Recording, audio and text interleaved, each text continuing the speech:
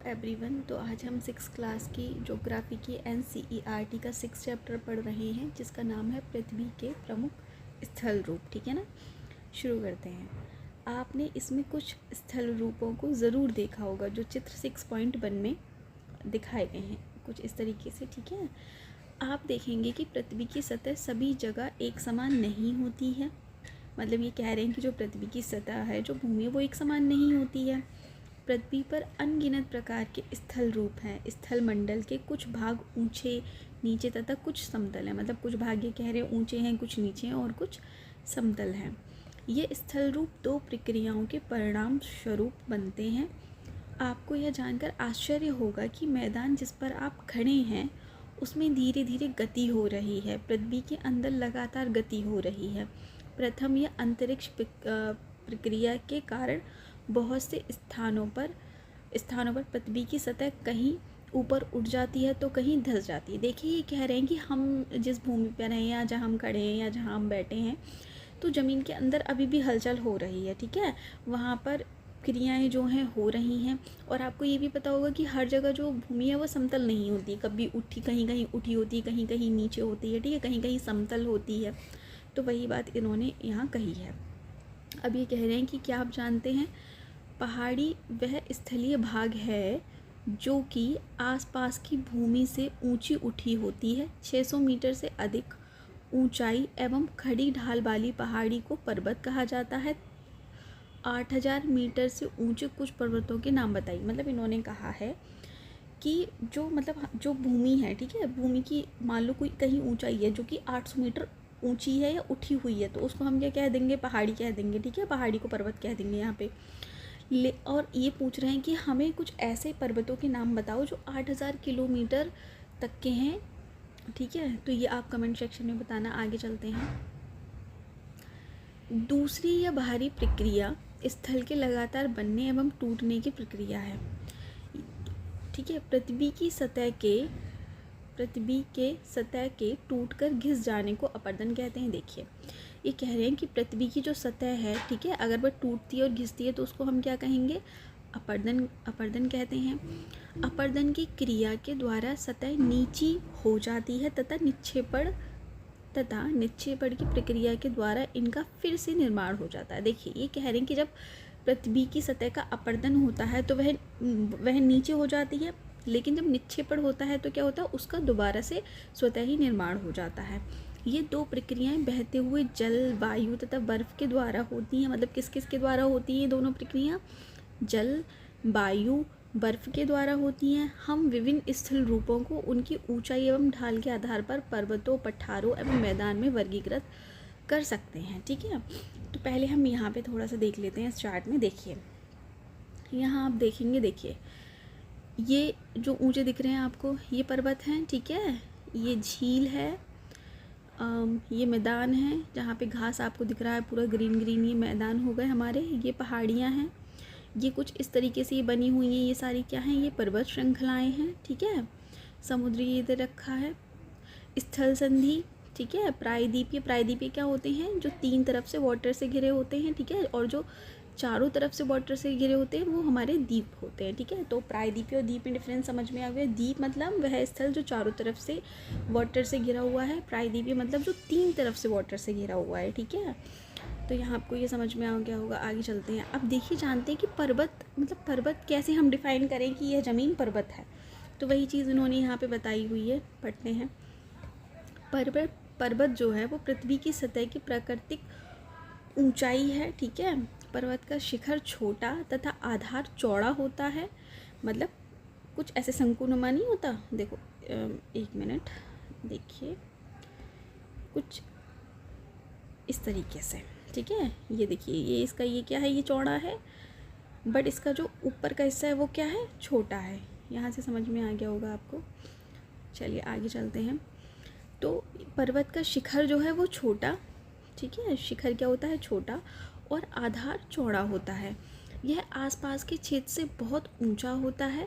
कुछ पहाड़ बादलों से भी ऊंचे होते हैं। जानकर हैरानी होगी कि कुछ पहाड़ क्या होते हैं, बादलों से भी ऊंचे होते हैं। जैसे जैसे आप ऊंचाई पर जाएंगे जलवायु ठंडी होती जाएगी। ठीक है, आगे देखते हैं, कुछ पर्वतों में हमेशा जमी रहने वाली बर्फ़ की नदियाँ होती हैं, जिसे हम क्या कहते हैं, हिमानी कहते हैं। तो हिमानी किसे कहते हैं, बर्फ़ से जमी रहने वाली नदियों को हम क्या कहते हैं, हिमानी। यहाँ कुछ ऐसे भी पर्वत हैं जो समुद्र के भीतर हैं तथा जिन्हें आप नहीं देख सकते। कठोर जलवायु होने के कारण पर्वतीय क्षेत्रों में बहुत कम लोग निवास करते हैं। वहाँ का धरातल खड़ी ढाल वाला होता है तथा कृषि योग्य भूमि की कमी होती है। ठीक है, पर्वत एक रेखा के क्रम में भी व्यवस्थित हो सकते हैं, जिसे श्रृंखला कहते हैं। देखिए बता देते हैं कुछ इस तरीके से। मान लीजिए पर्वत हैं, ठीक है, तो ये क्या हो गई, एक श्रृंखला हो गई। क्या हो गई, एक श्रृंखला हो गई। तो ये एक श्रृंखला बता रहे हैं। ठीक है, आगे चलते हैं। बहुत से पर्वतीय तंत्र समानांतर श्रृंखलाओं के क्रम में होते हैं और सैकड़ों किलोमीटर में फैले होते हैं। हिमालय आल्प्स तथा एंडीज क्रमश एशिया, यूरोप तथा दक्षिण अमेरिका की पर्वत श्रृंखलाएं हैं। ठीक है, जैसे इन्होंने बोला है जो एंडीज़ पर्वत है, ठीक है, हिमालय है, ये एक पर्वतों की श्रृंखलाएं ही तो है। तो ये कहाँ कहाँ फैली हुई हैं, ये एशिया में, यूरोप में, दक्षिण अमेरिका में फैली हुई हैं। ठीक है, पर्वतों की ऊंचाई एवं आकार में भिन्नता होती है। देखिए सारे जो पर्वत होते हैं वो सेम ऊंचाई के तो नहीं होते हैं। ठीक है, तो इनमें क्या होता है, तथा इनके आकार भी सेम नहीं होते, अलग अलग होते हैं। कोई छोटा होता है, कोई बड़ा होता है, कोई ज़्यादा ऊँचा होता है तो कोई कम ऊँचा होता है, उस तरीके से। ठीक है, आगे चलते हैं। पर्वत 3 प्रकार के होते हैं। ध्यान रखना कि पर्वत क्या है, 3 प्रकार के होते हैं। कौन कौन से होते हैं, बलित पर्वत, वृंशोत्त पर्वत, ठीक है, और ज्वालामुखी पर्वत। हिमालय तथा आल्प्स बलित पर्वत हैं, जिनकी सतह ऊबड़ खाबड़ तथा शिखर शंक्वाकार हैं। भारत की अरावली श्रृंखला विश्व की सबसे पुरानी बलित पर्वत श्रृंखला है। देखिए एग्जाम में जो पूछा जाता है वो पूछा जाता है ये श्रृंखला, सबसे पुरानी श्रृंखला कौन सी है। ठीक है, भारत की सबसे पुरानी श्रृंखला कौन सी है, या विश्व की कौन सी है, तो वह है हमारी अरावली पर्वत श्रृंखला। ठीक है, और कभी कभी एग्ज़ाम में इस तरीके से भी पूछ लेता है कि जो हमारे हिमालय है और आल्प्स पर्वत है वो कैसे पर्वत है, तो हम इनको बता सकते हैं ये शंक्वाकार शिखर है। ठीक है, और ये श्रृंखला की सबसे पुरानी जो बलित और पर्वत श्रृंखला जो है वो कौन सी है, हमारी शिखर शंक्वाकार और भारत की अरावली श्रृंखला। तो ये भी एग्जाम में कभी कभी पूछ लेता है। एक बार फिर से पढ़ लेते हैं, थोड़ा कन्फ्यूज़न हो गया बोलने में। आल्प्स बलित पर्वत है जिनकी श्रृंखला विश्व की सबसे पुरानी बलित पर्वत श्रृंखला है। तो कौन सी है, बलित पर्वत। ठीक है, ये पूछ लेता है, ये वर्ड पूछ लेता है। आगे चलते हैं। उत्तरी अमेरिका के अल्पेशियन तथा रूस के, अंडरलाइन कर लेते हैं, उत्तरी अमेरिका के अल्पेशियन तथा रूस के यूराल पर्वत गोलाकार दिखाई देते हैं। देखिए इस तरीके से पूछा जा सकता है कि यूराल में जो पर्वत है गोलाकार कौन सा है, तो आपको पता होना चाहिए, या उत्तरी अमेरिका में कौन सा है तो ये आपको पता होना चाहिए। ठीक है, तो रूस में कौन सा है, यूराल पर्वत है। उत्तरी अमेरिका में कौन सा है, अपलेशियन पर्वत। ठीक है, आगे चलते हैं। एवं इनकी ऊंचाई कम है, बहुत पुराने बलित पर्वत हैं ये। ठीक है, मतलब इनकी ऊंचाई कम है और ये बहुत पुराने हैं, लेकिन इनका जो आकार है वो कौन सा है, गोलाकार है।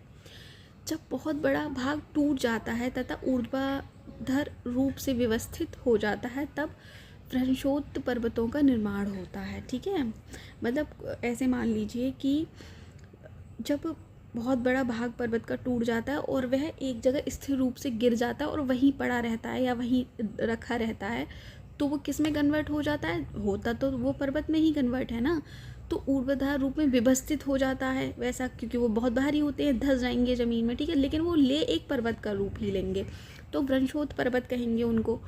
ऊपर उठे हुए खंड को उत्खंड, देखो कह रही हूँ, जो ऊपर उठे हुए खंड को उत्खंड यानी कि हास्ट तथा नीचे धसे हुए खंड को द्रोणिका वृंश, ग्रावेन कहा जाता है।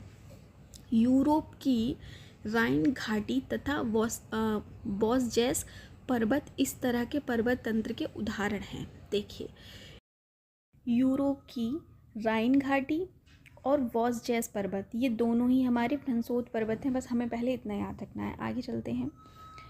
ज्वालामुखी पर्वत ज्वालामुखी क्रियाओं के कारण बनते हैं। देखो ज्वालामुखी पर्वत जो है वो किसके कारण बनते हैं? जब ज्वालामुखी क्रियाएं होती हैं, ठीक है। दूसरी चीज़ जो याद रखने वाली है वो यहाँ पर है कि अफ्रीका का जो माउंट किलिमंजारो है, ठीक है, ये एग्ज़ाम में बहुत पूछा जाता है कि माउंट किलिमंजारो कहाँ है, तो पहले तो वो अफ्रीका का है, और ये कौन सा पर्वत है? ज्वालामुखी पर्वत है, ये चीज़ भी हमें याद रखनी है। और जापान का फ्यूजियामा, ठीक है, ये भी क्या है? हमारा ज्वालामुखी पर्वत है, ये इसी के उदाहरण हैं, ठीक है। आगे चलते हैं। पर्वत बहुत लाभदायक होते हैं, ठीक है। पर्वत जल के संग्रहगार होते हैं। बहुत सी नदियाँ का स्रोत पर्वतों में स्थित हिमानियों में होता है। देखिए, जो पर्वत हैं उनके बीच जो हिमानी नदी हैं जो कि बर्फ़ से हैं, ठीक है। हिमानी नदी जो है वो कौन सी नदियाँ होती हैं? जो बर्फ़ के उसमें होती हैं, बर्फ़ जो बन चुकी होती है वो पर्वतों के बीच में, जैसे बर्फ़ जम जाती है फिर वो पिघलती है तो वो नदियों का रूप ले लेती है। तो जो बर्फ़ में जमी है, बर्फ़ के फॉर्म में, उस टाइम पे तो उसे हिमानी नदी कहेंगे, और जब वो पिघल जाएगी तो वो एक सिंपल नदी का रूप ले लेगी। तो सबसे बड़ी बात इन्होंने यहाँ पे यही बोली है कि बहुत सी नदियाँ का जो स्रोत है, ठीक है, पर्वतों में स्थित हिमानियों में होता है। जलाशय के जल को लोगों तक पहुँचाया जाता है। पर्वतों के जल का उपयोग सिंचाई, पनबिजली मतलब पानी से बिजली बनाना के उत्पादन में भी किया जाता है। नदी घाटियाँ तथा वेदिकाएँ कृषि के लिए उपयुक्त होती हैं। पर्वतों में अलग अलग प्रकार की वनस्पति है ना, जीव जंतु पाए जाते हैं। वनों में हमें ईंधन, चारा, आश्रय, दूसरे उत्पाद जैसे गोंद, रेजिन इत्यादि प्राप्त होते हैं। सैलानियों के लिए जो पर्वतीय भाग उपयुक्त स्थान है। सैलानियों होगा यहाँ पे, ये गलत लिखा हुआ है, ठीक है। वे पर्वतों की यात्रा उनकी प्राकृतिक सुंदरता को देखने के लिए करते हैं। विभिन्न प्रकार के खेल जैसे पैराग्लाइडिंग हो गया, हैंग ग्लाइडिंग हो गया, रिवर राफ्टिंग हो गया तथा स्कीइंग पर्वतों के प्रचलित खेल हैं, ठीक है। पर्वतों में कौन कौन से खेले जाते हैं? जो बर्फ़ में होते हैं, पैराग्लाइडिंग हो गया, हैंग ग्लाइडिंग हो गया, रिवर राफ्टिंग हो गया, तो इन सब के नाम आप याद रख सकते हैं। क्या आप हिमालय में स्थित कुछ ऐसे स्थानों के नाम बता सकते हैं जहाँ ये खेले जाते हैं? अगर आपको पता हो तो प्लीज़ कमेंट सेक्शन में कमेंट करिएगा। आगे चलते हैं। पृथ्वी के प्रमुख स्थल रूप, ठीक है, ये कुछ इस तरीके से देखो इन्होंने बता के रखा हुआ है कि कैसे कैसे निर्माण हुए। देखो ये हिमानी, जैसे ये देखो बर्फ़ से पूरा ढका हुआ है, ठीक है, ये पहाड़ क्या बर्फ़ से पूरा ढका हुआ है। दूसरा ये देखिए यहाँ पे ये ज्वालामुखी यहाँ से निकल रहा है, ठीक है, फिर इस तरीके से लावा निकलेगा, फिर ये सूखता रहेगा और ये क्या होगा? ज्वालामुखी पर्वत का निर्माण हो जाएगा यहाँ पे। आगे चलते हैं। अब देखते हैं कि पठार क्या होते हैं, ठीक है। पठार उठी हुई एवं सपाट भूमि होती है। जैसे कि देखो मैं बता देती हूँ, यहाँ पे जैसे मान लो ये भूमि है और इस तरीके से कुछ ऐसे उठी भूमि है, तो पहले तो ये सपाट हो गई, मतलब देखो इस तरीके से हो गई, ठीक है, और हल्की सी उठी हो गई, तो ये क्या हो गए? हमारे पठार हो गए। क्या हो गए? पठार हो गए। यह आसपास के क्षेत्रों से अधिक उठा हुआ होता है तथा इसकी ऊपरी भाग मेज के समान होती है। देखिए कुछ इस तरीके से, ठीक है, ये कुछ इस तरीके से ऐसे। किसी पठार के एक या एक से अधिक किनारे होते हैं जिनके ढाल खड़े होते हैं। पठारों की ऊंचाई प्राय कुछ 100 मीटर, ठीक है, 100 मीटर से लेकर कई हज़ार मीटर तक हो सकती है, ठीक है। पर्वतों की तरह पठार भी नए पुराने हो सकते हैं, ठीक है। भारत में दक्कन पठार पुराने पठारों में से एक है। देखो भारत का दक्कन पठार, ठीक है, दक्कन पठार से क्वेश्चन आता है। केन्या, तंजानिया तथा युगांडा का पूर्वी अफ्रीकी पठार, एक ऑस्ट्रेलिया का पश्चिमी पठार इस प्रकार के उदाहरण हैं, ठीक है, अंडरलाइन करिएगा, यहाँ पे पढ़ लेना। तिब्बत का पठार विश्व का सबसे ऊंचा पठार है, ठीक है। विश्व का सबसे ऊंचा पठार कहाँ पर है? तिब्बत का पठार, इसे तिब्बत का पठार कहते हैं, ये याद रख लेना। पठार है जिसकी ऊंचाई कितनी है? 4000 से 6000 मीटर तक है। पठार बहुत उपयोगी होते हैं क्योंकि उनमें खनिजों की प्रचुरता होती है। यही कारण है कि विश्व के बहुत से खनन क्षेत्र पठारी भागों में स्थित हैं। अफ्रीका का पठार सोना एवं हीरों के खनन के लिए प्रसिद्ध है। जो अफ्रीका का पठार है उसमें सोना और हीरों के का खनन किया जाता है। भारत में छोटा नागपुर पठार जो है, भारत में कौन सा पठार है? छोटा नागपुर पठार है, जिसमें क्या है? लोहा, कोयला, मैंगनीज के बहुत बड़े भंडार पाए जाते हैं, ठीक है। पठारी क्षेत्रों में बहुत से प्रपात हो सकते हैं क्योंकि यहाँ हिमानियाँ ऊंचाई से गिरती हैं। भारत में छोटा नागपुर पठार का स्वर्ण रेखा नदी पर स्थित हुंडरू जलप्रपात, ठीक है, भारत में छोटा नागपुर पठार पर स्वर्णरेखा नदी पर स्थित हुंडरू जलप्रपात तथा कर्नाटक में जोंग जलप्रपात इस प्रकार के जलप्रपातों के उदाहरण हैं। ये याद रखिएगा, एग्जाम में पूछा जाता है, ठीक है। आगे चलते हैं। लाबा पठार में काली मिट्टी की प्रचुरता होती है। जो लाबा पठार होता है उसमें कौन सी मिट्टी मिलती है? काली मिट्टी मिलती है, जो उपजाऊ है एवं खेती के लिए काफ़ी अच्छी होती है। कई पठारों में रमणीय स्थल होते हैं जो पर्यटकों को आकर्षित करते हैं, ठीक है ना। अब देख लेते हैं मैदान के बारे में। देखिए, मैदान समतल भूमि के बहुत बड़े भाग होते हैं। वे सामान्यतः माध्य समुद्री तल से 200 मीटर से अधिक ऊंचे नहीं होते हैं, ठीक है, 200 मीटर तक के ऊंचे होते हैं सिर्फ। कुछ मैदान काफ़ी समतल होते हैं, कुछ उर्मिल तथा तरंगित हो सकते हैं। अधिकांश मैदान नदियों तथा उनकी सहायक नदियों के द्वारा बनते हैं। नदियाँ पर्वतों के ढालों पर नीचे की ओर बहती हैं तथा उन्हें अपर्दित कर देती हैं। वे अपर्दित पदार्थों को अपने साथ आगे की ओर ले जाती हैं। अपने साथ ढोए जाने वाले पदार्थों जैसे पत्थर हो गया, ठीक है, बालू हो गया, सिल्ट हो गया, को वे घाटियों के निक्षेपित कर देती हैं। इन्हीं निक्षेपों में मैदान का निर्माण होता है। देखिए, कोई नदी है, ठीक है, जब वो रफ्तार से बहती है तो वो अपने साथ बहुत सारी चीज़ें लेके बहती है। उसमें बहुत सारी, देखो, बालू होती है, पत्थर होती है, सिल्ट होती है, ठीक है। तो उन सब के जब ये बहती है इन सारी चीज़ों को लेके, जब ये निक्षेपित करती है, उन चीज़ों को साइड करती है, उससे क्या होता है? मैदानों का निर्माण हो जाता है। सामान्यतः मैदान बहुत अधिक उपजाऊ होते हैं क्योंकि नदियों के द्वारा ये बनते हैं। सबसे बड़ी बात, नदियाँ अपने साथ जो मिट्टी लेके आती हैं वो वहाँ पे रुक जाती है, जिसकी वजह से ये बहुत उपजाऊ होते हैं।